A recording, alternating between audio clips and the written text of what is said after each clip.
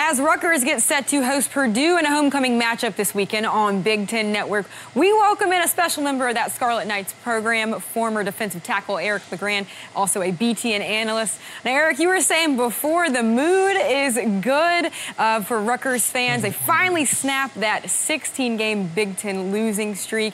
In your opinion, how is Chris Ash turning this program around? I think Coach is doing an awesome job. It's going to take a little bit, bumps and bruises along the way, and I think a lot of people expected that. But now when you get to go into some of the Big Ten teams that are closer to your competition, like the Illinois team, they needed that win, especially on the road. The way that they were dominant up front, they needed a win like that. To be able to celebrate in the locker room, the team needed to feel what success is like. And that's why it's just a good feel. No matter who you play, no matter who it's against, when you get a W, just that feeling of success, believe me, it goes a long way. This is also the first ever meeting between Rutgers and Purdue this weekend, and it's a new-look Purdue team as well. Against them, what do you think Rutgers needs to do to get back-to-back conference wins for the first time since 2012?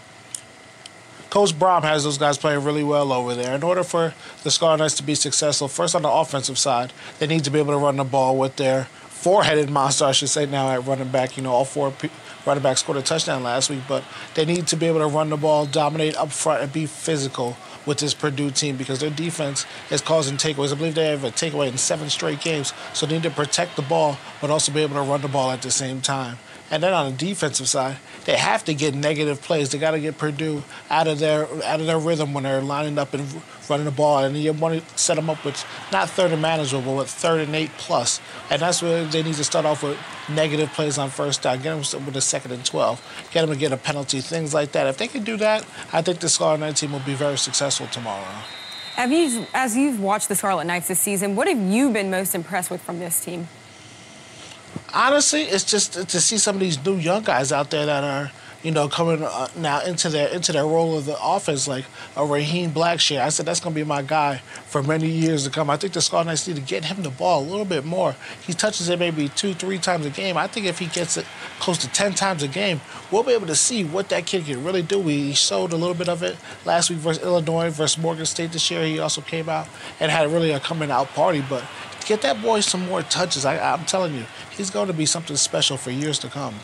I know this is a crossover matchup for Rutgers and Purdue, but I want to kind of talk about the rest of the East Division and how that race is playing out, especially with that Penn State-Michigan top 20 matchup this weekend. Now, the Wolverines, they haven't beaten a top 5 team in a while. Do you see that streak snapping in State College this weekend?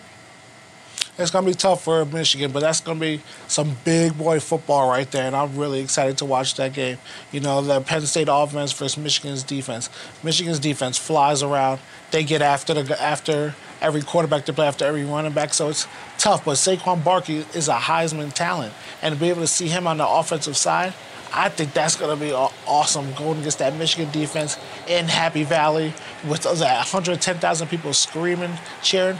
It's going to be an awesome game. And I want to see if Michigan also on the offensive side, can they get a little run game going like they did last week versus Indiana? It's going to be very tough for them. It's going to be loud. We'll see how they handle the pressure there. But I want to see if Jim Harbaugh can go into Happy Valley and upset the number 2 team in the country right now, in that Penn State team. I want to put some of the focus on you. This week marked the 7-year anniversary since the hit that paralyzed you during that Army game. And through all of this, a word that you keep coming back to is belief, and you've been an inspiration to so many people. As you look back on this journey, what have you learned about yourself throughout all this? Just definitely been a journey, 7 years, crazy to think about it. It's gone by so fast, but everything in my life, honestly, has been a blessing since my injury, being able to go and do some of the things I've been able to do, go to places I've been able to go, and being able to do this, this is something I've always wanted to do. And now being able to be around the game of football and talk about it, even though I can't play, I think it's just an honor and it's a blessing. And I just take it in stride, and I learned that I can deal with some patience. Of course, I wish I was up on my feet walking right now, but I've learned that I do have some patience in my life, and you just got to appreciate the things that you do have. You get to talk about football, but you've also been meeting some pretty inspirational people, too, with your online series, Mission Possible, on foxsports.com. You're shining a light on people with disabilities and the obstacles they're overcoming. You met The Rock through that, too. That was pretty cool. Through meeting all of these different people and talking to them and sharing their stories, how has that actually helped you during your recovery process? It honestly helps you to see how genuine some of these people are, you know, like The Rock, like Tom Brady, you know, and then getting to go into some of these people's houses that are facing adversity with a disability, being able to get motivation and inspiration from them to see what they go through on their daily life and how they're overcoming their adversity. It helps me and keeps me motivated, keeps me going like, wow, look what that person's gone through, or look what that person has gone through.